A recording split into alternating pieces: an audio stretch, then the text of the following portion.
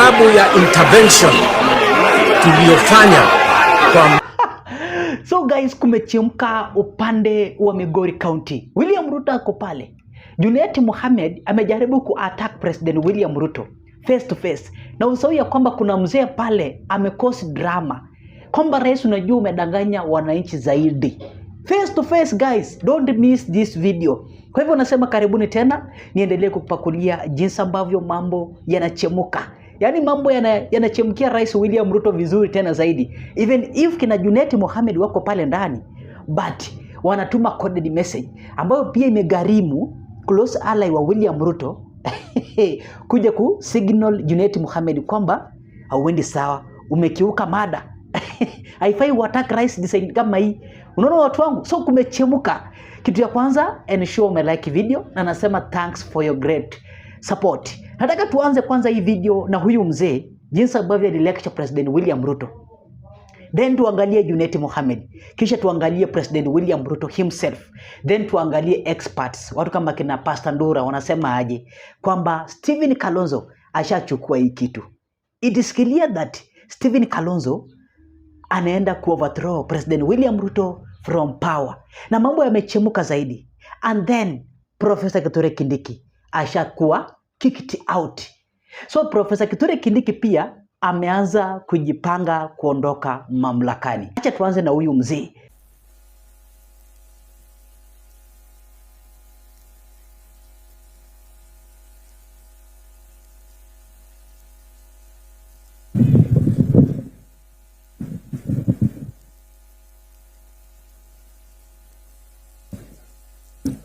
Wana Migori mpo? Jo Migori untie? Mimi ambaye nimesimama hapa naitwa Japhet Riogi Sikwea, Mugambi of Suba Sona Region Council of Elder. Mheshimiwa Rais William Samoei Ruto, gavana wetu wa Migori, viongozi wote wa nyadhifa mbalimbali za serikali za county na serikali za national government, nimesimama hapa kwa niaba ya council. Migori tuna mchanganyiko, kuna Luo Council of Elder, Luya Council of Elder, Suba Council of Elder, Nubian Council of Elder. Kwa hiyo nimesimama hapa on behalf council community zote za Migori. Kwa hiyo nawaomba viongozi wa community wa councils wasimame hapo na kupunga mikono tu niwaone. Asanteni, asanteni.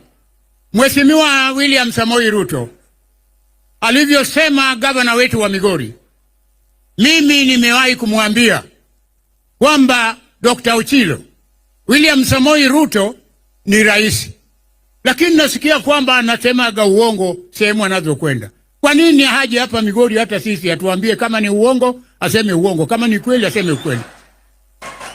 Kwa hiyo William Samoei Ruto, na kuhakikishia siku ya leo, wana Migori as a whole, ladies and gentlemen, today we are very happy kwa kuja kwako hapa.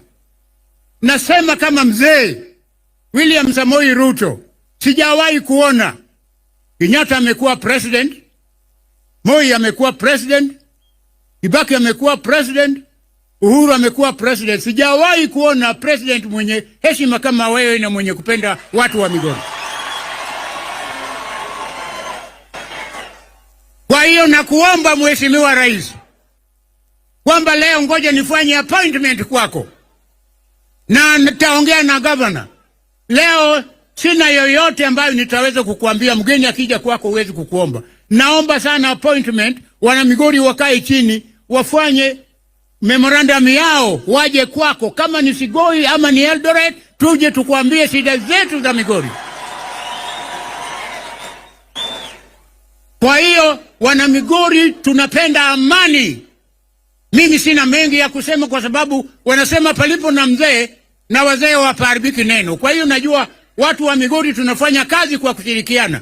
Kwa hiyo leo nataka niwaambie kwamba watu wa Migori tuna amani mbele ya rais, na muonyeshe heshima nzuri mpaka rais amalize safari zake arudi kwake alikotoka. Na ni kama hayatoshi, Junet Mohamed akawa anasema aje mambo ya compensation. ianzie 2017 na sio 2024. So William Ruto hako tabani. Wale Gen Z ambao waliaga dunia from 2017 up to now, unajua ni wangapi? Wanafaa William Ruto afanyie compensation. Na hakuna kufanya compensation na pesa ya Wakenya. Unaona watu wangu, atumie pesa zake. Sikiza. So, mimi, I'm very happy that you have decided, you've made a bold step. And you know, I'm very happy because mimi nilikuwa nafikiri hiyo proclamation itasema ati utakompensate wale watu wameumia from 2024 juice hii. Bana, the people who have felt the brunt of maandamano in Kenya ni sisi ODM. Na unajua, ulituacha kwa maandamano ukaenda. Ulituacha. Tulianzisha chama pamoja, ukanyorosha kona ingine, ukawacha sisi kwa maandamano. Lakini I'm very happy you came and looked for us. Uliangalia usema kuna watu niliwacha hawa nyuma huko nyuma. Mkuje bwana. Mkuje, tafadhali mkuje hapa mbele. The people who have gone through the effects of this maandamano on the ODM. So when the proclamation said that we are going to start from 2017, I was very happy. Because that day, there's a day we picked Baba from the airport in 2017, Your Excellency. Tukatoka airport, tukakuja na Uhuru hiyo barabara ya Mombasa Road, tukaingia Likoni Road. Tukaenda hii Likoni Road industrial area, katikati ya Landis Road na hiyo Likoni Road, we lost 17 people on that road. They were shot. Watu wanafikiri maandamano hii ya juzi ya watu kukunya maji ni maandamano. Ulisa sisi maandamano bana. Na saa hiyo kuna register. Ukikosekana mambo yako ni mbaya. So lazima ukue kwa maandamano. Wewe unaona tu kifo na macho yako na unatembea tu. Tuko hapa kwa bahati ya Mwenyezi Mungu na tuko na bahati broad-based imefanyika. At least we have seen some sense of government. Namaliza. Your Excellency, wacha tupige siasa kwa sababu unajua maendeleo bila siasa haiendi pamoja. Unajua ugali kitoweo yake samaki yake ni siasa. Sasa president ameleta ugali hapa, unatajenga barabara. Siasa ndio inaleta utamu yake. So Excellency, we lost 17 people on that road. So when you said you are going to compensate people from 2017, we were very happy as ODM party. Very happy. Because some of our families that have suffered now will get some level of compensation. And then also the other issue is you did proclamation together with Baba now on implementation of the 10-point agenda, Your Excellency. And that 10-point agenda had nothing to do with personal issues. It was about compensation, constitutionalism, rule of law, ilikuwa uchumi, kulete what you are doing here now. So me, I don't know why anybody on this earth will fight the 10-point agenda in this country. Everybody should have supported it, including now nimeona mtu ametoka hapa Kenya, ameenda Amerika. Hata karibu nisahau. Karibu hata nisahau. Ameenda, yani ametangaza vitu zake hapa Kenya ya ujinga na ukabila, sasa amepeleka paka huko Amerika. Unaenda kutusi president yetu huko Amerika, unaenda kutusi nchi yako huko Amerika. How unpatriotic can you be? Yani kwa kutolewa tu kazi. Na mwenye ametoa kazi hata sio president ni mimi. Mimi nimetoa na tumetoa kwa sababu ya hiyo tabia chafu ambayo yako naye ya kuongea mdomo chafu namna hiyo. Ya huyu si hana share, yule iko na share, sijui sisi ndio wengi, ninyi ndio wachache. Nani alikwambia mambo kama hiyo inaweza endeshwa hapa Kenya? Na una export hiyo tabia chafu paka Amerika. Ati president amekutana na Al-Shabaab, sijui.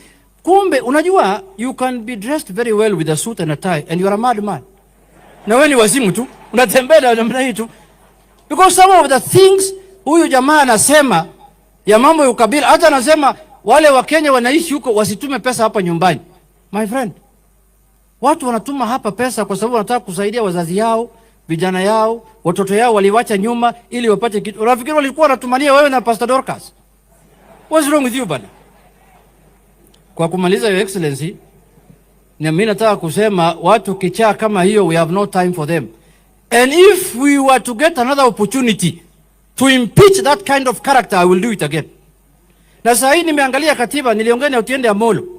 Ameniambia kuna article 73 ambayo inasema ulete motion kwa bunge ya kusema watu tabia kama hiyo haiwezi ruhusiwa kufanya kazi ya wananchi tena. You cannot hold any public office again. We are going to bring that motion.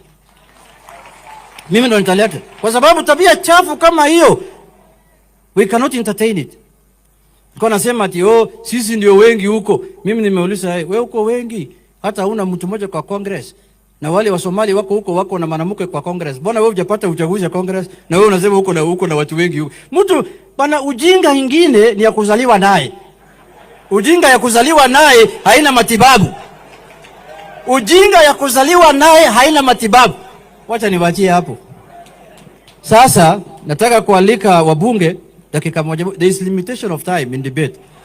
There is limitation of time. Ya mimi yangu sali hoda sinasema 15 minutes. Nimetumia hiyo. Sasa nataka kuanza na wabunge hapa nyumbani. Sababu ya intervention tuliofanya kwa mambo ya mbegu, kwa maneno ya mbolea, na tulikuwa na matatizo tena makubwa sana kwa sababu kulikuwa na wakora wengi ambao walikuwa huko ndani kwa mambo ya kilimo, cartels ya sugar, cartels ya coffee, cartels ya aina yoyote. Hawa watu wote, ile tulifanya ni kusajili, kuandikisha kila mkulima.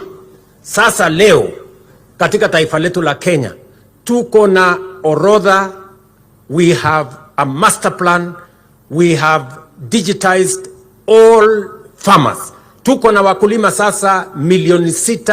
6.5 million farmers are now registered in our database, making it possible for us to plan our agriculture, to plan how to distribute seeds, to plan how to distribute fertilizer, to make sure that we get rid of cartels, to make sure we get rid of brokers and middlemen and people who undermine farmer earnings.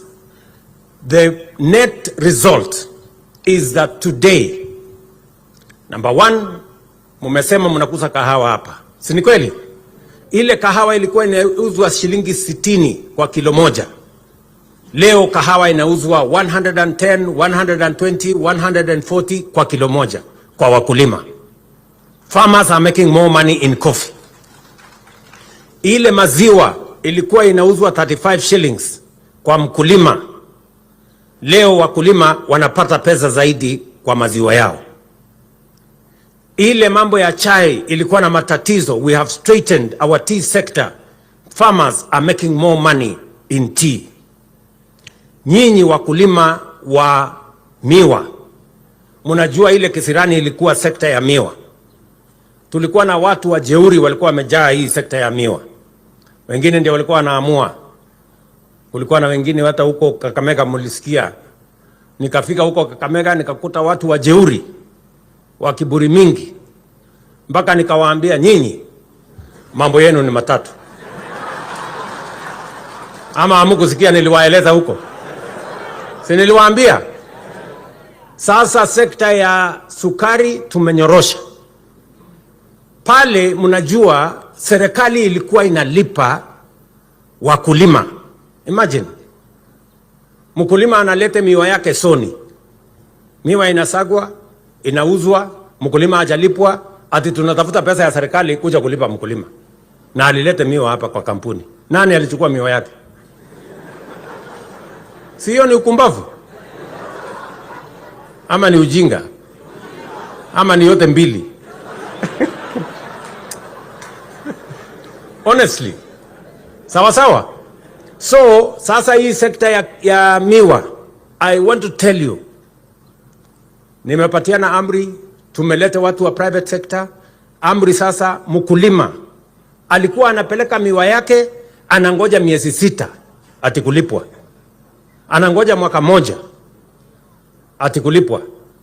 Amri sasa nimepatia hawa watu ambao Alafu last story of the day, Pastor Ndura anatuambia aje kuhusu hii leadership ya Kenya. David President amesema asitishwe kwa sababu yeye amepigana na Al-Shabaab huko Boni Forest. Was he there? He was wearing army combat. But just mpeleke huko Boni, mpige risasi 2 kwa hewa, atakunia kwa suruali. Atakunia kwa suruali. Take him there. Kapisto tu twa. You see what will happen to him. You want to say that compared to Gachagua, Gachagua is a seasoned administrator who has worked from a DO He was once actually a paramilitary officer. All the DOs were trained to be paramilitary officer. This is a lawyer. The only thing he knows is to handle a pen and a paper and to make noises in court. Mpeleke kwa kichaka, wene akikuni. Leave him there. Just take him, leave him there. Hata msipige marisasi. Mpeleke West Pokot na huko katikati mseme watu wanapitanga hapa alafu mhepe. Mtakuta amekauka. Mtafikiria amepelekwa kwa mogo, amewekewa dawa zile za mogo. Amekauka. Kauka.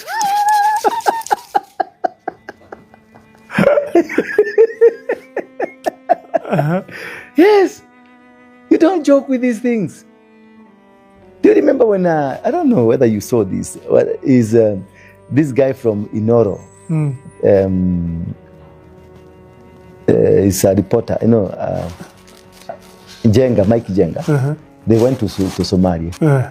And when they went to Somalia, they were in a tank inside. Yeah. And the Al-Shabaab started their job. Did you see how Jenga was sweating? With a camera. They're so damn. They're so damn. Wachana huyu hakuna kitu anajua. This man, wachana tu na yeye because he's earning, maybe he will have built his name, but he cannot even bring an MCA from his own village to the government. Do you feel that the president is impressed by what Kindiki is doing at the moment? The president is regretting. If there is anything that the president is really regretting and he will want, you know, that's why he's trying to say, we are speaking to Kalonzo to come. If Kalonzo agrees, this man will be removed by yesterday. If Kalonzo agrees to go back to the government, Kalonzo will be the deputy president immediately because he can bring a few votes. So, from your own analysis, since Kindiki became the deputy president, he was sworn in as the deputy president, the expectation that the president had with him haven't been met. Completely. You know, he didn't know, he underestimated the power of Wamunyoro. Wamunyoro made the president. The votes that the president, that made the president to become the president, it's Wamunyoro who did work very hard. And this is what he forgot. Kindiki cannot bring even a hen. Hata kuku. Lakini unamdharau sana. Siku mdharau. There are people. If you put Kindiki here and you put Amburi Apuri, and the Amburi Apuri starts speaking, can Kindiki speak? You know Amburi Apuri? Yeah, I know him. He's very vocal in Meru. Can he speak? Well, Kindiki will start saying, I'm going to take you to court. You cannot accuse me in front of a national TV. I'm going to prosecute you. I'm going to take you to court. That's what he will say. He will not take in the insults. No, he will say, no, I'm going to prosecute you. Let's meet in court. And it was ulikuwa kwenye ulingo wa siasa. That is him. And then you expect him to bring you voters? To bring you anything? People are eating money. Even if me hata kama kesho nikisikia naitana, nitaenda nichukue pesa. Nitakula. So ukiangali, whatever Kindiki is doing, people are going there because there is 50,000, 20,000, 10,000, 5,000. They call it an empowerment program. What empowerment program unafanya kwa ofisi? Na kuna mama, huyo ni mama mboga. Si hapa tuko na mama mboga hapa chini. Yes. Kagushia did not consider the sugar bill. Yeah. I spoke about industrial sugar. There is no single factory in Kenya that produces white industrial sugar. I'm not talking about table sugar. And you have spoken like somebody who did not read the bill. So the industrial... No. You can't say I did not read it. I have listened to you. I have listened to you. You see. I have listened to you. But Trevor, you have listened to me, but I cannot also allow Sifuna to belittle. You can't also allow him to belittle our point. You see, the process in which we are producing, but no, I will respond. But also,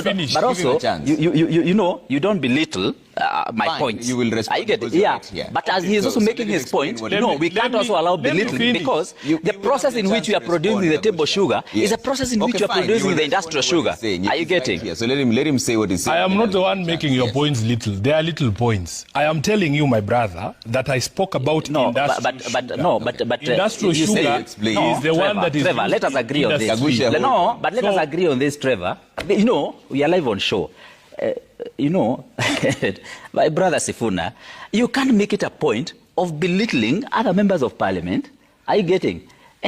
Are you done? It's good to also be respectful. Okay. Are you getting to each other as we debate? Are you done? Are you getting? Are you done? Because we don't come here for insults. We don't come here for insults, and we don't come here with small points, like my brother. Fine. But you do. Let him explain. And having a big head doesn't mean that you have a big point. That's fine. Are you getting? But the point. Explain. If a point is little, everybody can see it's a little point. It's not me belittling it, Kagushia.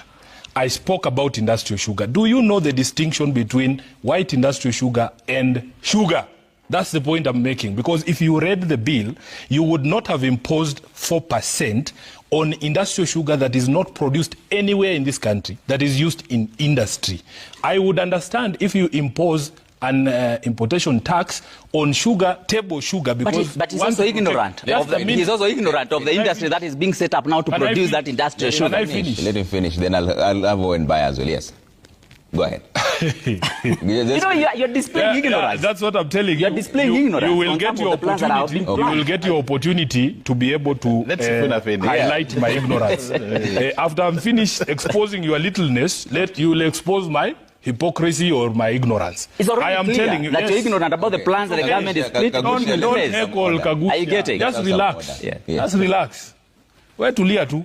I am saying you passed a law without considering it. And it's not the only law. It's many laws. You are telling us stories here about coffee or nini. I asked a very simple question.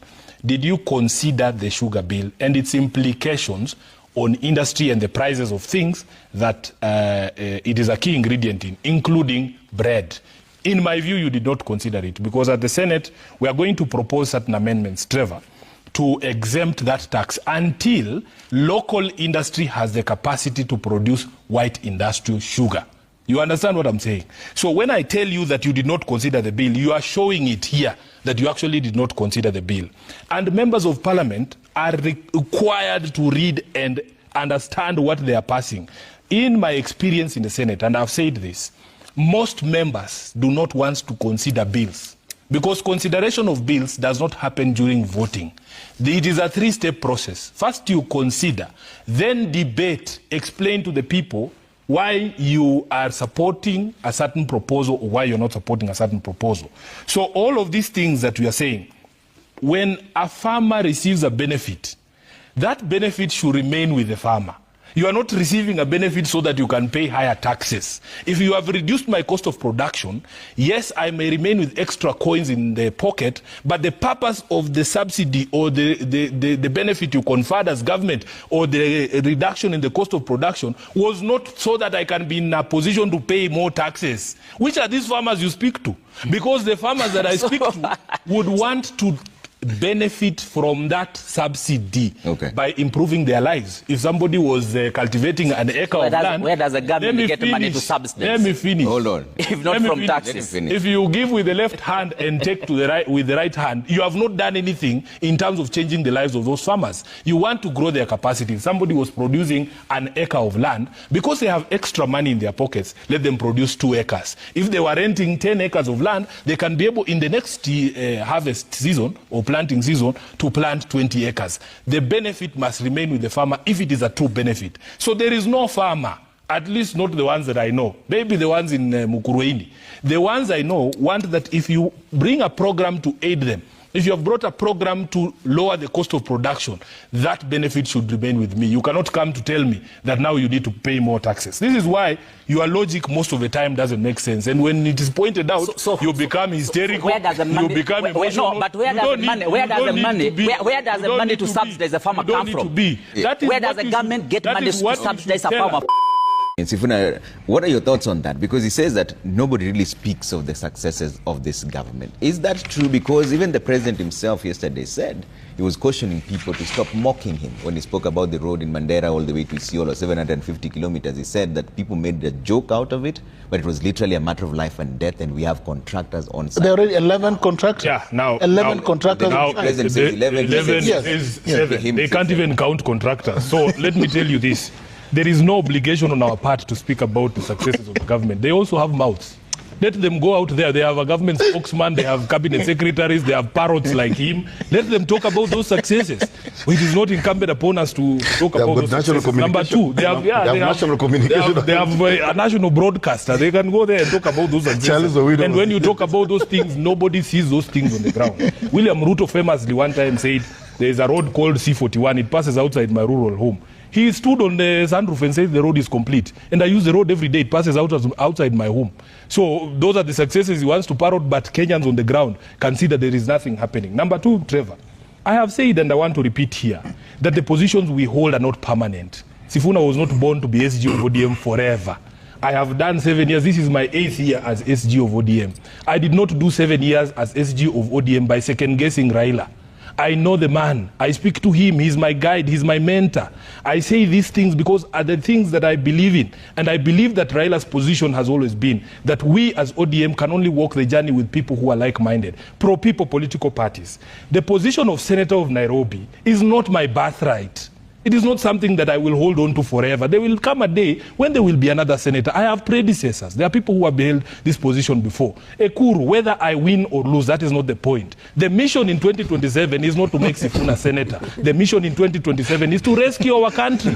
Whatever it takes, Trevor, if it takes Sifuna losing the Senate of Nairobi to kick William Ruto out and make him a one-term president, so be it. That is a higher calling than me being senator. You know? So I am telling you, Ekuru, you have what we call delusions of grandeur. Nobody wakes up thinking about Ekuru or Third Way Alliance. We let you run alone in a repeat election. You came up with 18,000 votes. That's a third of the votes that I got in Kileleshwa ward in Nairobi. That's what I'm telling you. So I am telling you, I'm telling you, you Ekuru, you overestimate. No, I am responding to the things that you're saying. Don't be bitter. I'm not bitter. This is how I am, Trevor, and you know me.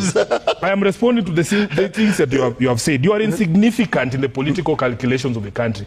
Ekuru, we could let you run alone in 2027 and you will still lose that election.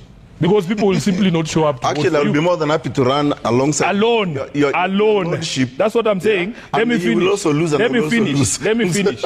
I want to say, there are people who are saying, oh, yes, Ruto is going home, but who is this person that will replace him? I want to tell you, Trevor, the anger that I feel from Kenyans, in 2027, we will just say anyone but Ruto. Anyone but Ruto. There will be no room for sentiment. There will be no room for saying, oh, we want this expert on this and this expert on that. We want to rescue our country. We want to live in a country that is free. People are living in fear. This is not the country that we wanted. We want to fix the software of this country. Lastly, Trevor, I am a lawyer, and Ojienda is supposed to be a professor of law. He knows what the provisions of the Political Parties Act vis-a-vis you being elected in ODM, but being the one advocating for the interest of a rival political party. In fact, these people, like Ojienda and Kinaladwa, should be facing disciplinary action in the party because it is a violation of the law. This is not Sifuna saying. The Political Parties Act does not allow me as ODM, and you know very well there is no agreement with this other political party, and you stand up and you say in 2027, you're going to vote for somebody else. At the very minimum, as a member of ODM, you should be saying we should be strengthening ourselves to put ourselves in a good position to be able to take power, because that's what political parties exist to do. Why can this Kina Ojienda and Aladwa just leave ODM and join UDA? Why can't they go there, the party of the person that they want to vote for? Let them go to UDA and let us meet as ODM on the ground. Because you cannot be a member of ODM and advocate for interests of another political party. It's against the law. We were in Addis. No, we were all in Addis. Sifuna was not in Addis Ababa. A quick rejoinder. Yes. A quick rejoinder. Yes. Listening to Sifuna, listening to Ojienda, listening to Aladwa, you know what? I am happy in my small outfit called Third Way Alliance because we are principled. We? Yes, we are. Yes. No. You cannot use plural, but like, say I am principled. You know, Sifuna. Who is we? Sifuna. You earlier on told me not to speak for yourself. For you. Now you want me to, But you can't tell us any other member of Snubbed. We have asked you to tell us your chairman in Nairobi. Just go to the political party's office and you will see the structures are there. And you don't know him. He doesn't exist. Anyway, be that as it may, let me tell you. You see, the psychophancy I see with Sifuna and the worship of Raila Amolo Odinga, he wants Ojenda to be punished, Alado to be punished, and to leave the law. party. You're a lawyer. Yes, I am a lawyer. What does the political party say? What does the political party say? No. Wait. Yeah. Okay, let me refresh his memory. 2018, March 9th. Didn't his party leader sign, go into handshake with Uhuru regime, which they are opposed to? Did he say he was going to vote for Uhuru? No, it's not about voting. Read the law. No. What does the law say? Listen. What does the law say? You know the problem is Sifuna, you are a lawyer, Bana, my friend. Yes, I'm a lawyer, and I think I'm a better lawyer than you. But you're speaking like a Mamamboga. Yes, I'm a better lawyer than you. I'm not just a loud man like you ODM are. No, the problem with the ODM guy, you're just a loud man, but you're empty. Read the law. There's an increasing perception that you're sabotaging this broad-based arrangement now that you don't want to call it a government. I can forgive Salasia for refusing to read this document and assuming Sifuna signed it. But I cannot forgive Professor Ojenda. Because, Professor, you are a lawyer. When you see people running away from a document, and that's the reason I have brought this thing here, because there's been a lot of nonsense being said about the contents of this document. Luckily for us, all of us here, we are lawyers. They know about the parole evidence rule, that once the contents of an agreement have been reduced into a document, you do not introduce oral evidence to explain its contents because the document will speak for itself. The people who are supporters of this animal, called broad-based, are running away from the contents of the document. That is why the president gets annoyed with me when I remind him what the document says. So when you see Ojenda coming and telling us, oh, there is the document, then there's a philosophy. Read the document. This document is not what brought the former chairperson of ODM into government. As I've said, Trevor, that so-called broad-based animal started existing in Ruto's mind before this document was signed. This document was signed on 7th of February 2025. By that time, Mbadi, Joho, and the others were already in cabinet. This document is not the reason why they are there. And if you want to understand the discussions that went prior, the philosophy is captured here, Ojenda, that we understand that a nation will not develop without reinforcing democratic governance and the rule of law. And I wish, Trevor, you brought me on this show alone, so that I can explain to you the contents of this document, so that people like Ojenda don't introduce things that are not there. You are a professor of law. Please don't behave like Salasia. Read the document so that you understand and explain to your people what it says. Number three, Trevor, he has made an assertion here that I was angling for cabinet. Gender Ministry of Gender. I understand why he says gender, because he knows I'm very loved by the ladies, which is not something we can say about him. But the truth is, I have no intention of serving in a government such as the one that is in existence. So you would never take a cabinet position? I would never.